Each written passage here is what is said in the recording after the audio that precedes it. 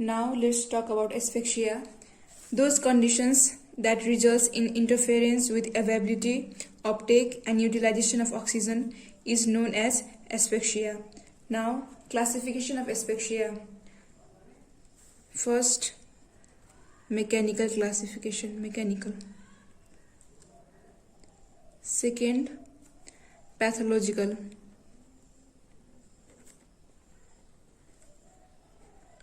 Third, toxin or chemical. Fourth, environmental. Fifth, traumatic. Sixth, positional or postural. Seventh is iatrogenic.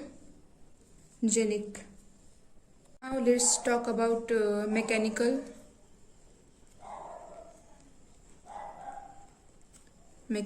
or violent.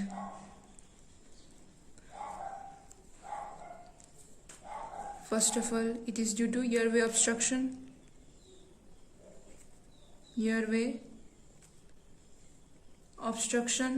that is also known as suffocation, and it may be due to smothering and choking or gagging. Smothering means blockage of external orifices like nose,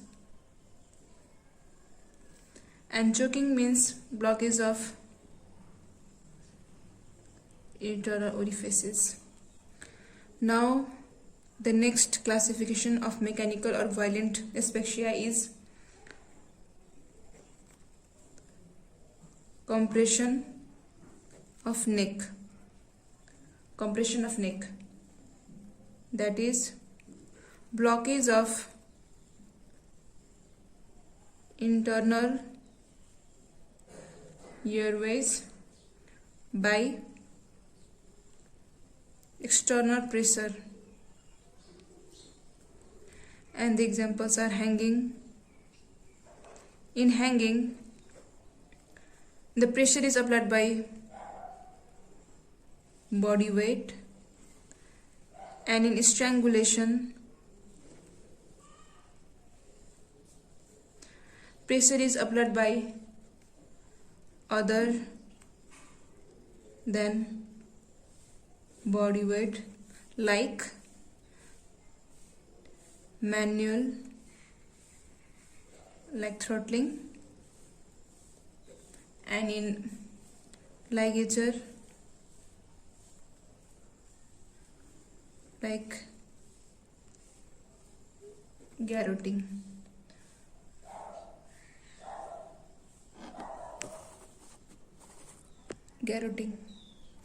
Now, third classification is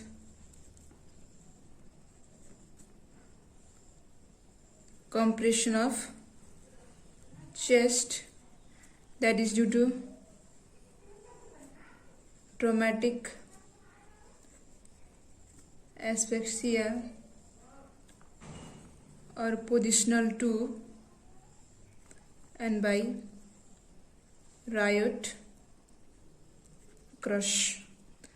And the next is suffocation combined with compression of chest, that is due to overlay, burial and working. Next one is drowning, which is very important. In drowning, there is prevention of air entry into air passages.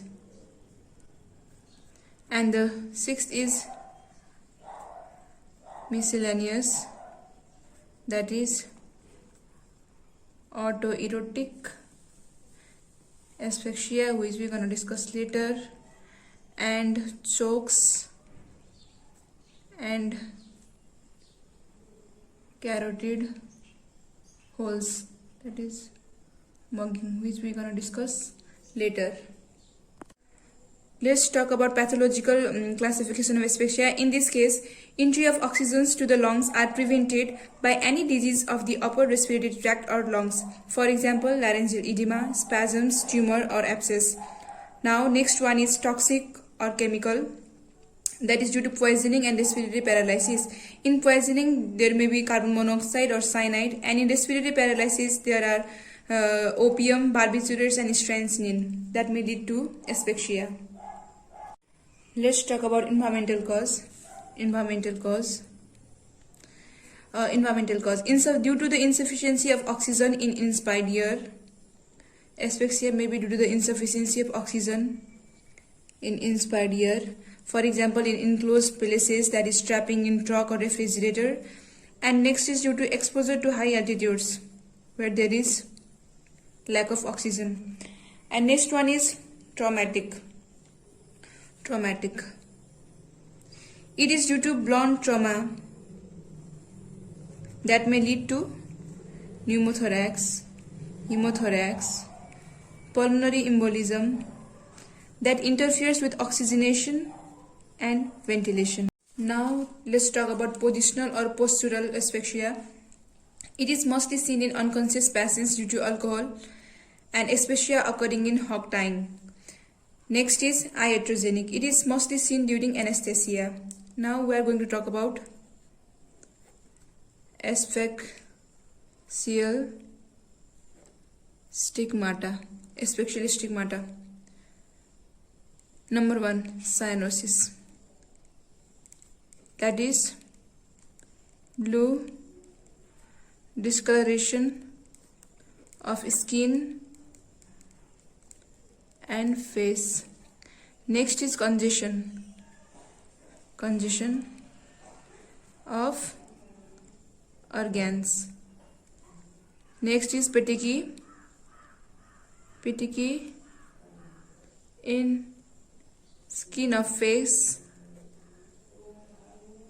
and lining of eyelid.